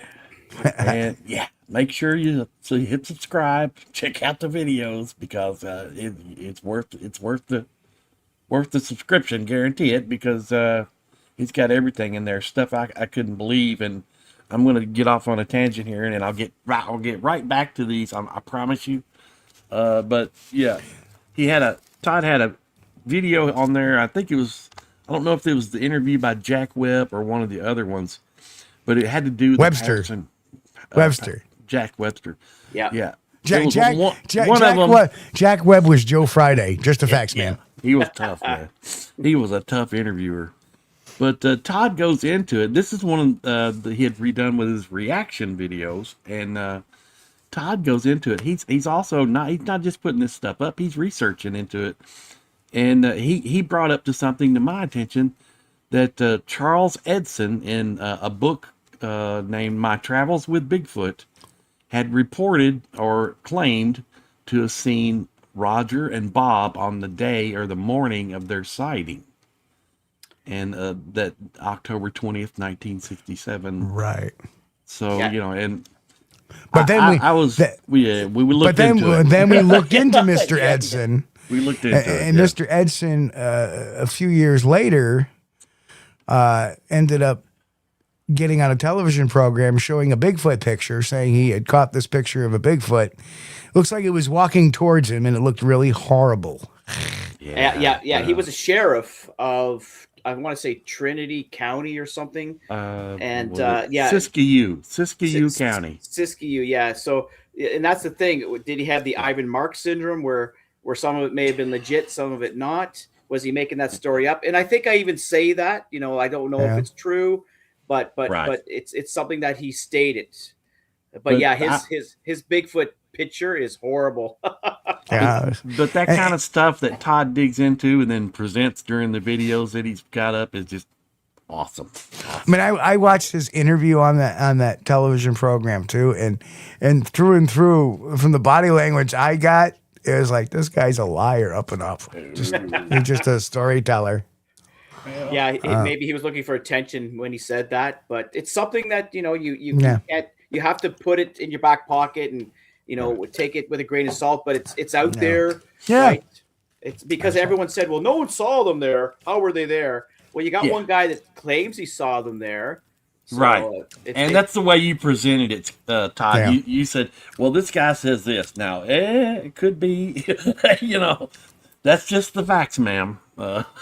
well, that's just it, and a lot of people, what was that? I missed that, Hang Chris. on. Someone said they met me somewhere. Yeah. Sally said, I met Todd, I think, at the '08 OBC. He was, or was it Eric's PA conference around that time? Not sure. It would have been neither. Sorry, I didn't go to a Ohio Bigfoot conference until 2012, and I never went to one of Eric Altman's conferences ever. But I met Eric a few times over the years. Well, and that's the thing too. Sometimes the years can sort of get away from you. Me and Steve were talking about this earlier, or a few days back. I had been watching this series on HBO, and I was thinking, this only happened like 5 years ago, and it turned out to be almost like 20 years ago. I was like, oh my God, what happened to the 15 years there? Well, when you get older, Josh, everything seems a little wrong. Yeah, it's kind of scary when you think like I have stuff all over here. Like I have Ohio Bigfoot Conference banners that I bought from Mark DeWorth, and it says 2013, so I know I was there in 2013. That's why we buy the conference posters so we can remember. And I know that I was there the year before because I didn't have much money the first year, but I had a little more money the next year. So that's how I remember is, and I actually have like I call it my timeline, where each year I leave little notes about significant events, kind of like a diary, just because as you get older, you have so much information in your head. And I'm at a point now where I'll get dates mixed up because there's so many dates in my head to do with Bigfoot. And then there's people correcting me in the chat. And I'm like, yeah, I know. I'm so sorry. Yeah. But it's just, I knew it at one time, but I have too much information. I had a problem remembering your first name one day. Yeah, you call me Scott. I call you Scott. I'm like, old man thing. It's like, wow. Like, hey, Well, Steve, I could have been called worse. And honestly, when I introduce myself to people, hi, my name is Todd Prescott, the last thing they hear is Scott. Yeah, it could be that. Yeah, Scott. So I get, nice to meet you, Scott. I'm like, yeah. I'll just let it go. I've been called way worse, so it's all good. Well, it's like we're old because half the time Chris and I talk about our medications. Yeah, it don't matter what you call me, just don't call me late for dinner. Recon, and this is unrelated, but I'm gonna put it up because I appreciate this. Recon Scout watching said, "Hey Chris, your 81 miles on a tractor video was great. Thank you so much for watching. I appreciate that. And maybe you can do a cross country on a tractor video. That would be awesome. Don't hold your breath for that one."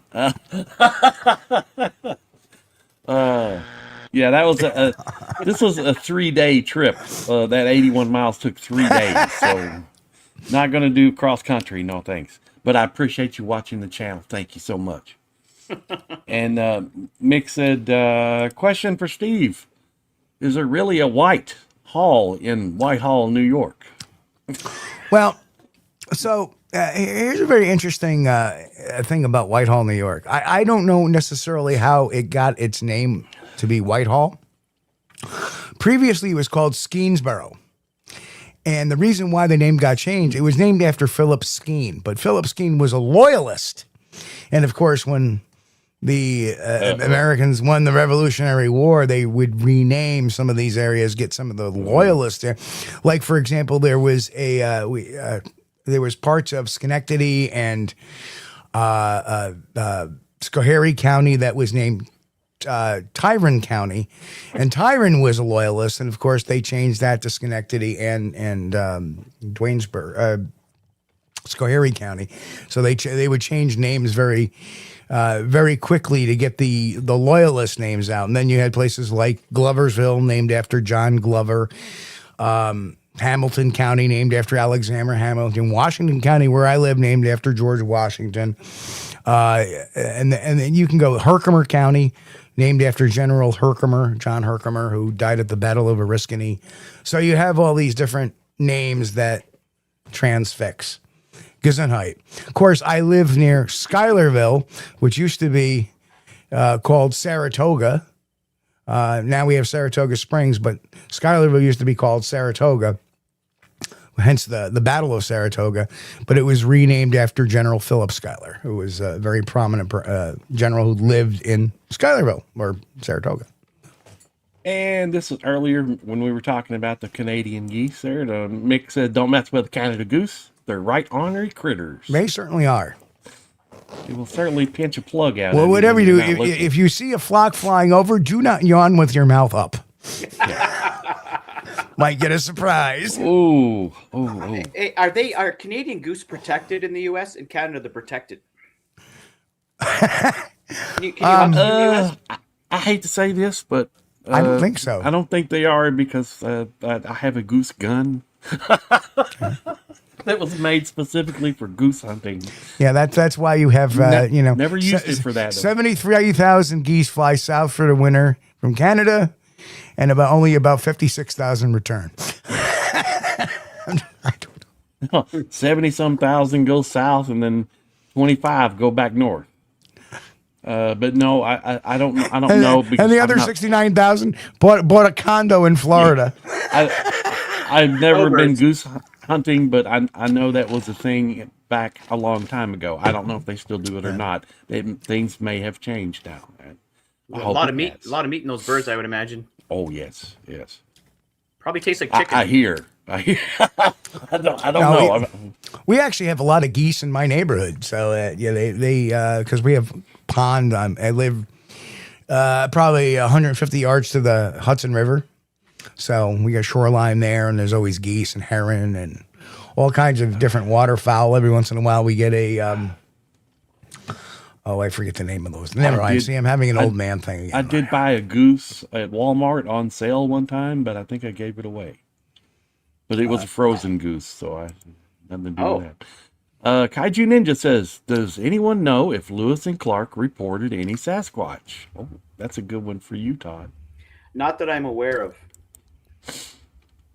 Aware of. I mean, they were pretty far north, right? They were tundra.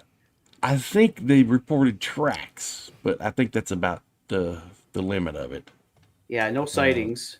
I know David Thompson had a track sighting, but it kind of resembled what would be described like a bear track, in my opinion. Yeah, grizzly. Yeah, that's what I was thinking too. Which is, you'd think people back then would know what a double bear track would look like, but not necessarily, I guess. So,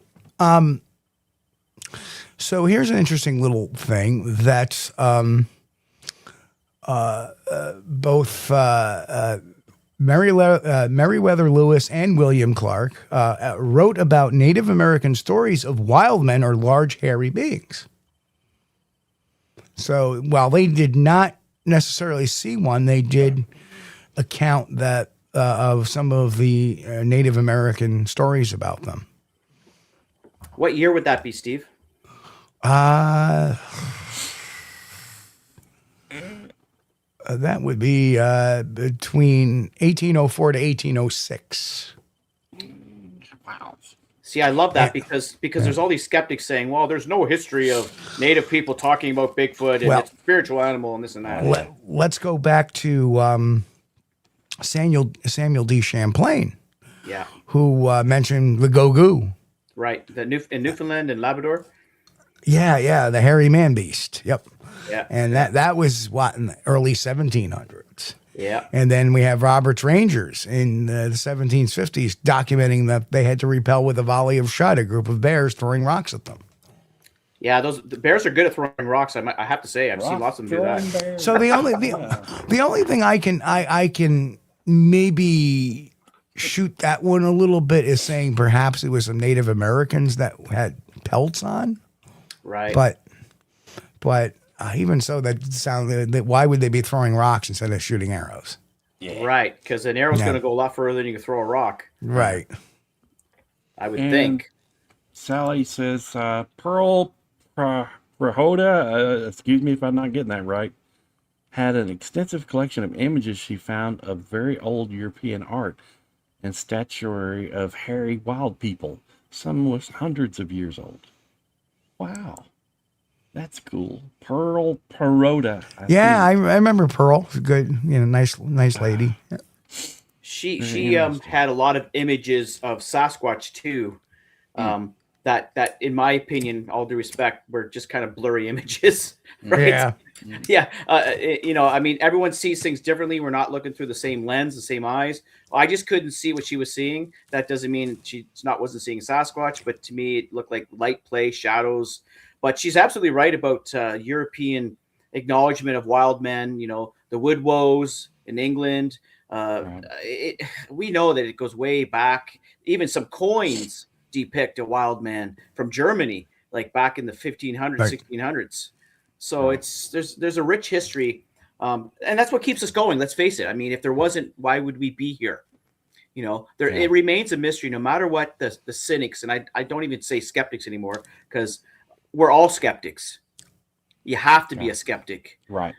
It's the cynics that are causing problems, and it's fine if they want to, be cynical about it. That's their business.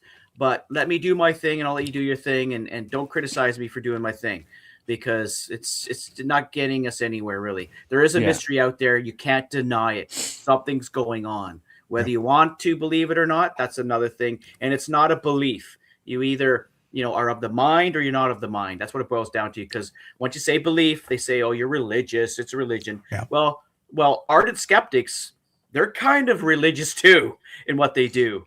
So it goes both ways, and they don't like to hear that. But let's be fair, it's a two-way street. And whatever light you shine on the so-called believers, they can shine it right back on you. It's a two-way street. Yep, exactly. That's a great point. Yeah, those are the guys who are not even willing to consider evidence, because they'll say, well, you have a Bigfoot casting that's fake because Bigfoot does not exist. So you cannot have a Bigfoot casting. And that is the presumption, because where else would a foot casting would be considered evidence? I know when they were looking at the Billy Apes and the bonobos, they were taking castings, and they accepted those as being real automatically. But they discounted, they would discount a Sasquatch track. Well, why? Yeah. And Ron Meldrum says Daniel Boone reportedly shot one in Kentucky. Yes. That's what's the, and Kaiju Ninja said, Ron, I was just thinking of that. The Yahoo. That's exactly right. He called it a Yahoo. And of course, a big issue was made of that. Oh no, he was just referring to Gulliver's Travels, and he was just making up a story. And Gulliver's Travels and shooting a big creature in the eyeball that was like 9 feet tall or whatever, 11 feet tall, however big this thing was. It's two different things. But, Kaiju Ninja's got a good one. It says, what were the first recorded castings and photos of footprints? Well, to my knowledge, the first casting was that we for sure know about was the Ruby Creek. I think it was 1942. Don't quote me on that. The Chapman family. Sheriff Dunn from somewhere in Washington State came across into Canada to do a follow-up for some reason. He was, I think Thomas Steenberg considers him the first true researcher. He came up to Canada and looked at those prints and made a cast, but that cast, over time, it got destroyed, and it's been lost to time.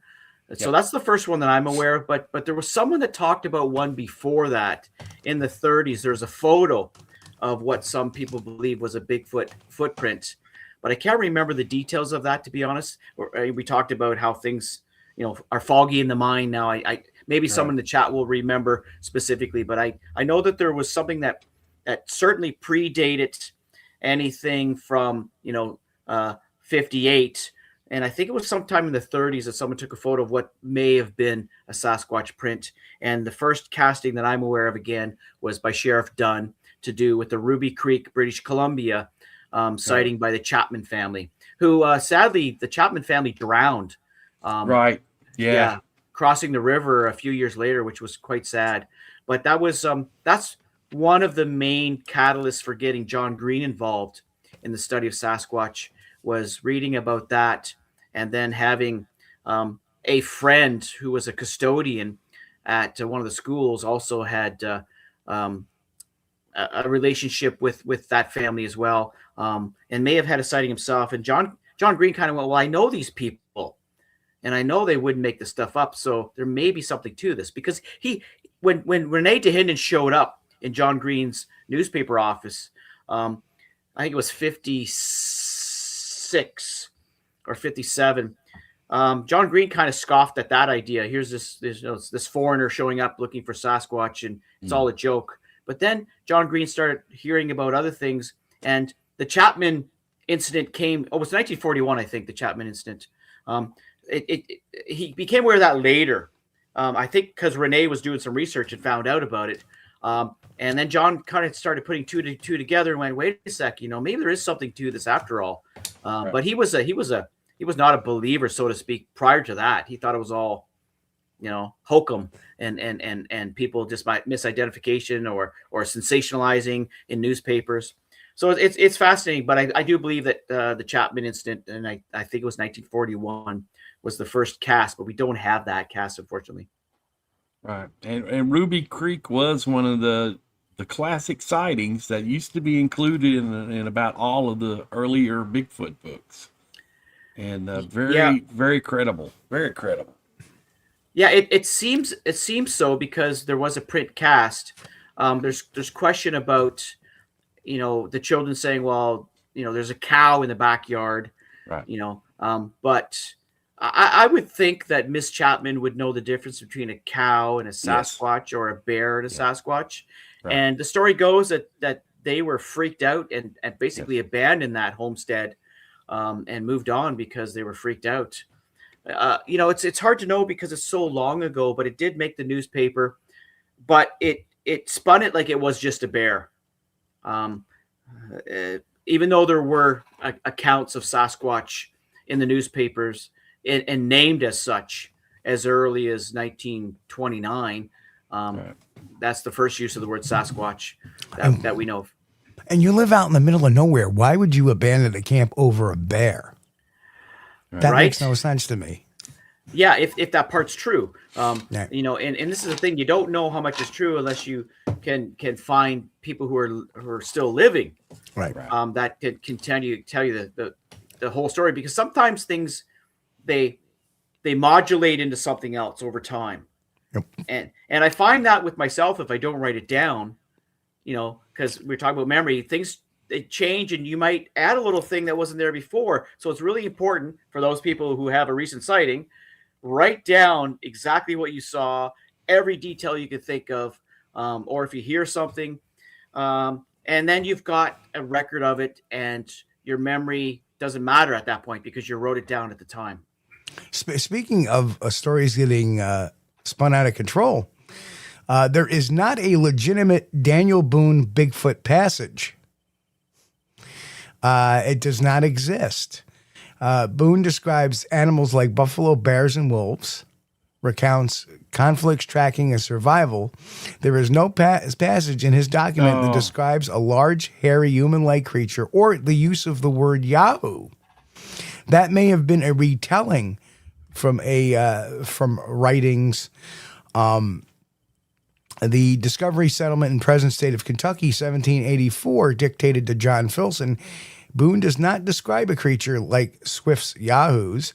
He does not document a large unknown hairy humanoid, and he sticks to identifiable wildlife and real encounters.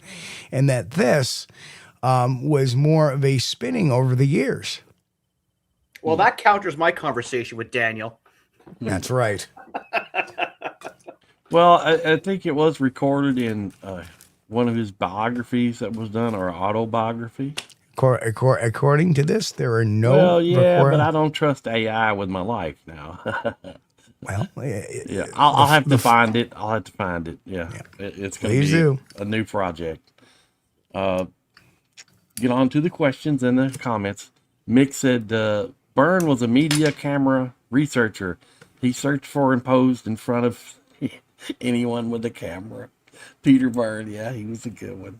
Well, Peter Byrne, because he had such a nice accent, yes, Irish English accent, he seemed like an authority, and he had the experience of being, the great white hunter, a tiger hunting, elephant hunting, and he wore the bit with the safari hat and the khakis, and I mean he was a media's dream person because he was well spoken. He had a very colorful career, colorful life. Had lived in India, had looked for the abominable snowman on Tom Slick's dime, had spent time in the Himalaya, and then made it over to California and took part in Slick's later expedition after Titmus and Green and whatnot were kind of ousted. But, I could see why they would use him because we tend to favor British accents for some reason. Like and let's, Steve, you're gonna laugh at this, but even your intro is the person who's narrating that has a British accent. And I thought, wow, it's like the lifestyle of the rich and famous here, right? And there's something about that accent. And I think because Peter was well-spoken, a fairly good-looking guy, wasn't ugly to look at. Krantz was kind of ugly to look at. I think that's why, and he got funding. Let's face it, the guy, he made a living for many years researching Sasquatch. No one else was doing that. He was funded by multiple people and parties. He even bragged about that. Well, exactly, and he was very social, a likable guy, unless you were John Green. John Green hated him. John Green saw a fraud, and sadly, Peter Byrne was charged with fraud later on in his life. And I think that part of it was jealousy. DeHinden hated him. Titmus hated him. Part of it was jealousy because he was getting all the attention. But Byrne, it's funny. People don't know this about Byrne. He was adamant that there were no Bigfoot in North America for years. And he wrote a letter to Sports Afield. And I want to say it was 1961. And it was a letter to the editor. And I'd have to look it up, but I have it. And basically he says, I'm Peter Byrne. I took part in looking for the Yeti, and I took part in looking for the Sasquatch Bigfoot in Northern California in 59 and 60. And I can tell you there's no such thing. And I went, wait a second. I mean, it could have been someone else writing on his behalf, but it looked like his writing. Peter had a very specific way he wrote, and it read like his writing. And he was one of those people that said later on, there are no Bigfoot east of the Rockies. And he was dead set on that, and he would not waver. And there's still researchers that believe that too, who shall remain nameless. But I see why Peter Byrne was the go-to guy. I get it. It makes sense because he was a decent-looking guy and he was well-spoken. I get that. I think he also had a pretty good background. One of his claims was like he was a Bigfoot, not a Bigfoot, but a big game guide or good hunter in Africa. He was the great white hunter. He was hunting in India and in Africa. Absolutely. And he even has some ads in another magazine for his business for game guiding. And I can't remember what magazine it was, but I do have that magazine. It took me a while to find it, but there's his little ad, looking for people. And he was hobnobbing with a lot of people with money. He was a socialite. He was really good. He's a good drinking buddy, and the women loved him. He was good looking. There's even a letter written by Bob Titmus's wife to John Green's wife where they're talking about how good looking Peter Byrne is. Oh, Jesus. And I think that kind of ticked off both Bob Titmus and John Green. How did that letter actually show up in his archive? Well, let me go back. Sometimes Mark Titmus would write on behalf of Bob, so it was actually to Green, but it was said that both June Green, John's wife, both June and I agree that he's a very easy on the eyes, let's say. Oh, jeez. But so I don't know if that contributed to the hatred. I don't know if John was a jealous guy, but it's just funny that here's this good looking guy. He's got that that charismatic way about him, and he's got that slick accent, and here are these ladies going, "Ooh, Peter Byrne," right? Yeah, he was definitely like if you turn on any Bigfoot documentary or newscasts from certain periods, there's Peter Byrne for sure. Yeah. And some people hated him, other people loved him. I got to give him respect. Robert Morgan's another one that kind of has fallen by the wayside, but he did a lot for research in Florida, parts of Ohio, and of course Western the Pacific Northwest in Washington State, because he put out that documentary. But he doesn't get the accolades he deserves, in my opinion. So I get it why someone says he is the media person. Absolutely, for sure, can't argue that. I really enjoyed Robert Morgan's stuff too, and especially his earlier appearances on some of the Bigfoot documentaries. It was good. This thing ran straight through the bush. It didn't go around it. It went straight through the bush. Yeah, like awesome. He's a very likable guy, still living, not doing so well. Hopefully things go well for him. But he was not without controversy as well.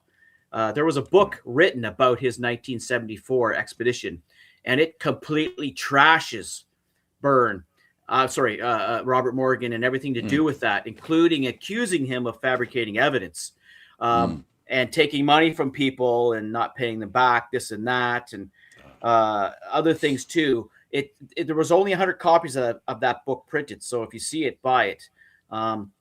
But the only thing about Morgan, and I'm not going to drag him through the mud or anything, but the only thing that I didn't like about Morgan is later on in life, he started calling these the Sasquatch people. And if you would buy his collection of tapes, he would teach you how to communicate with the Sasquatch people. And that just, the forest people, that just never struck me as... it seemed kind of odd. Yeah, and I don't know what to make of that. I have his whole series too, and everything to go along with it. It seems that some people get to a point, some people where they think they're a shaman, right? And he claimed to have, and I'm not doubting it, but he claims to have Native American blood in him. Like I think he's a quarter Apache. I have an interview with him and Gimlin, and they talk about that. And I'm pretty sure Robert Morgan says I'm a quarter Apache. So he's maybe exploring that side of his heritage, and I have no problem with that. And if someone wants to believe that Sasquatch is this or that, go at it, have fun with that, right? We don't know. This is the thing.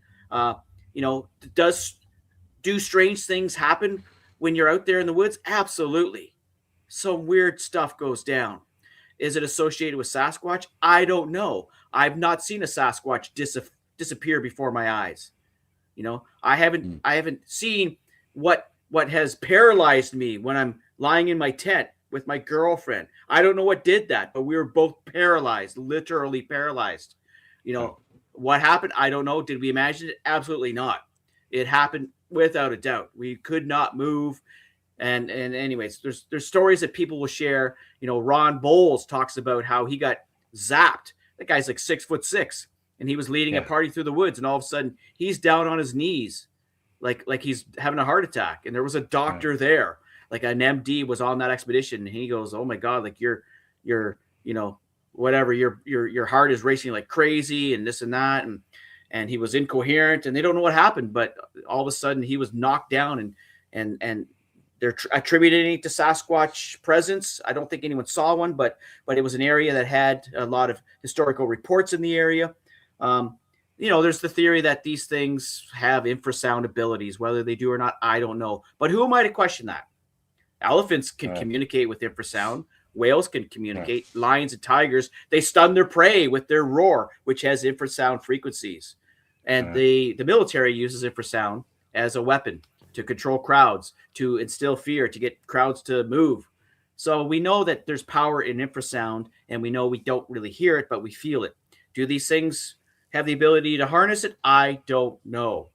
I just don't know. But there's a lot of strange, as they call it, high strangeness that goes along with being in the woods, let's say. I don't know if it's Sasquatch related. I don't know. But just the woods are a mysterious place. Strange things happen there. There's a reason we left the woods. Not just the mosquitoes. There's a reason you could be getting that creeped out feeling.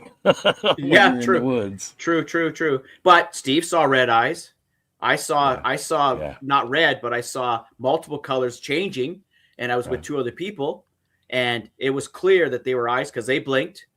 I don't know what was behind those eyes though, but it went from white to yellow to amber and then back again. and two other people with me saw it. We didn't know about this so-called eye shine at the time, so we didn't know what to make of it. But it was definitely eyes. They blinked, and it was controlled light. What is that? Yeah. What is that? That's a mystery, and that's in the woods. So that's enough to scare people out of the woods.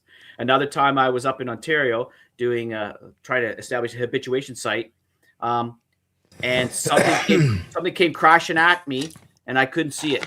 I'm not saying that it was something invisible, but whatever it was very loud and very big. And I have a thermal imager. I didn't have it on at the time, but when I turn it on the second time, there's nothing. I don't see a deer. I don't see a bear. And you know, from a thermal, you can see a bear or a deer very clearly, very clearly. So I kind of chalked it off as, maybe I imagined that. Then I walk, a few more minutes up the trail. Same thing happens. But I have the thermal on, so I was quick to turn around after I yelled, "Hey!" Right? Does it sound like a tank coming at me? There's nothing there. But maybe a bear hid behind a tree, or if it was a Bigfoot, it hid behind a tree and hunkered down. I couldn't see it because, as you know, rocks give off heat. They collect heat through the day, so sometimes you see those and you think, "Oh, that must be something," but it's not. But anytime I've seen a bear or deer, it's very clear. Whatever came crashing through the woods towards me twice, I never saw it. What the hell? And from that point forward, I never went back into that area by myself because the thermal is my equalizer. Yeah. It allows me to see what's going on. It makes things equal for me who can't see in the dark. Now I can see like the animals can see, but I couldn't see what came at me, whatever it was. And I still don't know what it was. Well, that's a good thing too, that I've noticed, Todd, that you'll have more chance if you're by yourself alone rather than having a small group of people with you or two people. Seems like more things happening around you because maybe they feel like they're not as threatened if there's only one of you and they can get a little closer. You're right, but you have more chance of dying too. Yeah, that's true. Yes. Yes, there's nobody there for backup. Yeah. I tell you what though, Chris, I've had, like I said, I had about 14 people the night I had my sighting there. Right. And it was watching our campfire. Right. Yeah. They just, with their television, they dial in on. Yeah, I agree with that. They dial in on us for some reason. That day when Sandy and Andy and I went out walking, there were three of us, and we drew a crowd. It was like watching us from the sidelines over there. But that was because Andy was squealing and making 5-year-old kid noises the whole time. Well, and I was thinking, if there's anything within 10 miles of us, it's ran away. No. Maybe if you go up by yourself, maybe next time, Steve, go up by yourself and you get bluff charged like I did. Yeah. Oh, I don't want that. No. Kaiju Ninja. Hang on one second, Steve. Says, Todd, do you have a backup resource like a website in case something happens with YouTube? So I have everything backed up on multiple external hard drives. So if YouTube goes down, it's the end of the world. YouTube goes down. I've got multiple hard drives backing up my stuff. Multiple, not just one or two, like close to a dozen, just in case. You never know. I just keep buying them and transferring stuff because you never know. Well, I found out the hard way. Don't trust these external hard drives because you put your stuff on there so it'll be good and safe, and then that thing quit working on me. Yeah, you have to be careful. This is the thing. Like I've got physical copies, and so I live in a semi-detached house. And for a while, I had a neighbor that smoked. No offense to my smokers here, but you never know what can happen with cigarettes. That's right. And one day I smelled a fire, and it turns out for some reason someone was in their basement lighting fires, and I never found out why. And I'm like, oh my God. So I started putting stuff in like a storage unit that I'm paying for monthly, just, like the hard copy stuff. So if there ever is a fire, God forbid, at least it's going to be safe there in a concrete box, basically, with sprinkler system and in waterproof containers. Because you never know, man. Daniel Perez had a fire in his motorhome. And he lost a lot of his books and files many years back in the 80s. Yep. And we all know what happened to Steve Streufert before he passed away as well. His bookstore. Yep. Yeah. That was a shocker when Steve passed away. Yeah, very unfortunate. And Mick says zapped. Nope, I ain't buying it. There is very good scientific and logical explanation for that. Well, It's just whether you're willing to accept it. I think zapped is a term people are using, and not to overstate that a bit. It's a generic term. Yeah. I never called it zapped. I called it effects of potential infrasound. Yeah. And obviously Chris knows what we've been working on for the better part of the last 7 months or so, 8 months. Yeah. And well, Mick, I don't know. They can't shoot you with any kind of ray or anything like that, but they can do something. I don't know what it is. And it may not be intentional either. Right. We don't know what it is. We're looking into it.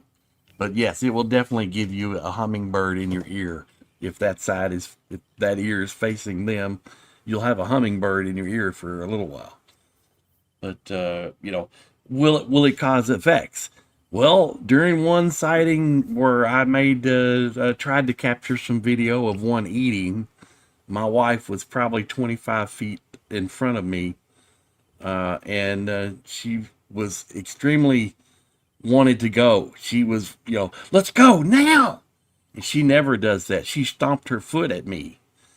She wanted to go right now. She had to get out. She just felt pressure, had to leave. And I was like, just a minute. And I could feel it, in the ear. So whatever it was, it affected me differently than it did her. With her, she had a flight, feeling. Response. Yeah. Yeah, she was ready to go. She's stomping her foot mad at me because I was not moving. Wow. Oh, man. Wow. Yeah, and I use the term zap because it's just become part of the vernacular. Yeah. It's not zapping. It's something's going on, and it's happened to me twice. And up until that time where I was bluff charged, I was so comfortable in the woods, going out miles by myself, hiking through trails at nighttime without a thermal. Like, I'm just very comfortable in the woods. I fear people more than I do the animals.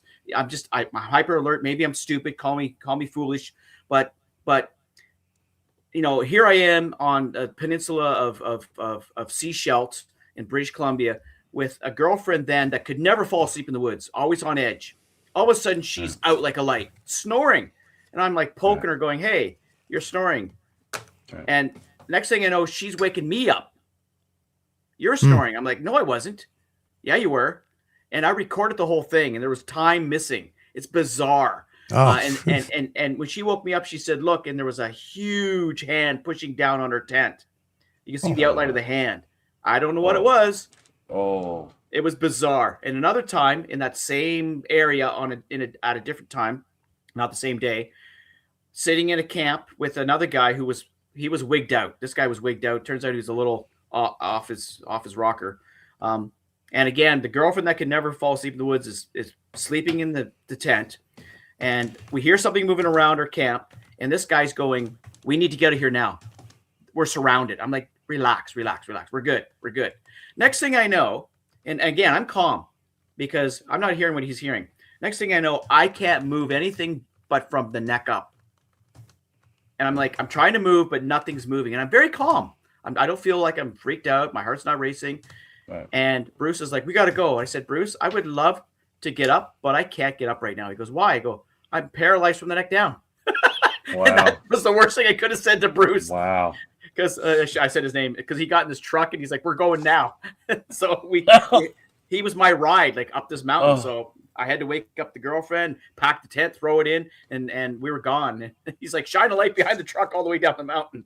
And so I don't know what that was, but I was always comfortable in the woods up until many years later when I was bluff charged. That put me on edge. But I was comfortable out in BC, walking through the woods at night. And so I can't say, well, I was just, having a moment of fear. No, like when I was paralyzed, I was calm, cool as a cucumber. I looked at Bruce, because I mentioned him, and said, I just can't move, Bruce. Like, I literally can't get up. And it took a while for it to wear off. And then finally I was able to get up. It's bizarre. So maybe Bruce wasn't as crazy as I thought. Maybe he was sensing something. I don't know. There's a lot of mysteries out there. Get out in the woods and experience it. It's amazing. Interesting. And let's see. Sasquatch Wizard Adirondack says, Todd, I heard something stepping through crunchy snow just 30 or 40 feet away, but I couldn't see it with my night vision. Then a projectile came slinging through the branches and hit ground. Okay, Very guess cool. what time it is, Chris? Oh, not yet. It's 11 o'clock. Okay, one second. Eric Spinner says, Todd, what's your favorite place that you've done an expedition? Just real quick. Hello, Eric. I've spent time with Eric. I'll make this quick. Eric and I go way back. Eric's a great guy. Hello, Eric. But I would say out in Sechelt, British Columbia, that was my probably my favorite because there's so many strange things happened out there. But I'll also say a close second would be my time in the Allegheny with Eric doing expeditions there. We had a blast there and had many unusual things happen. Very cool. Okay, well, I've tried to get all the questions that I could in here, guys, and some of the chat, because we had this comment earlier from Unacknowledged Unknown. Apparently, they're not taking questions from chat. You just have to give us a little time. We'll get there eventually. Yeah, stop being impatient. We need to let our guests talk for a little bit. Yes. So always loved to listen to Todd, and I could listen for another couple of hours because great guy. Thank you so much, Todd. If you got a minute, stay after the exit. I want you to hear something. It's kind of cool. Absolutely, will do. Thanks for having me on. Oh, our play. Thanks for being on. It's been a fun ride here. Wonderful. And again, thank you, Todd, for joining us, and we appreciate you. Everybody, remember to check out the Sasquatch Archives on YouTube. It's Todd Prescott's channel, and man, it's good. It is good. So, thank you, guys. I want to thank you all guys over in chat too. Appreciate it. Thank you, Todd. And if you guys haven't subscribed to the channel, please do so.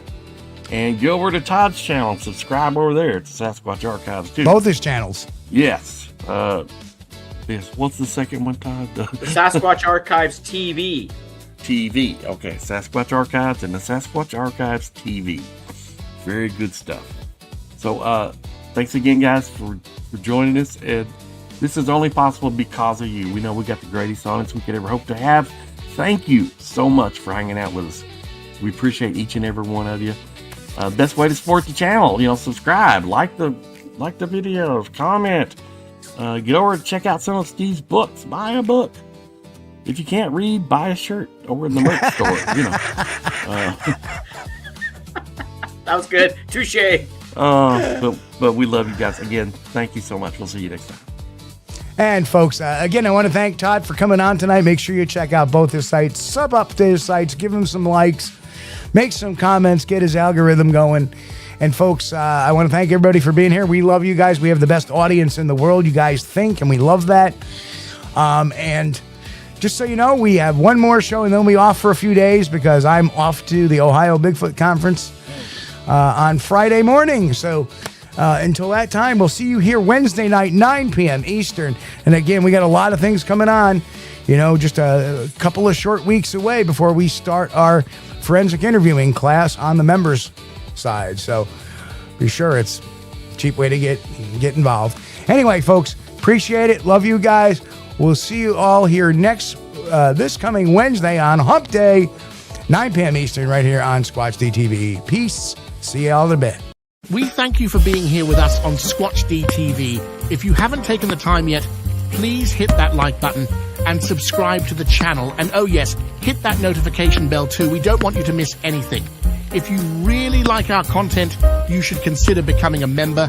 And it's really inexpensive and a great way to support not only the show, but honest Bigfoot research. Everyone have a great week. Be safe and God bless. We will see you all here next time on Squatch-D TV. Keep on squatching.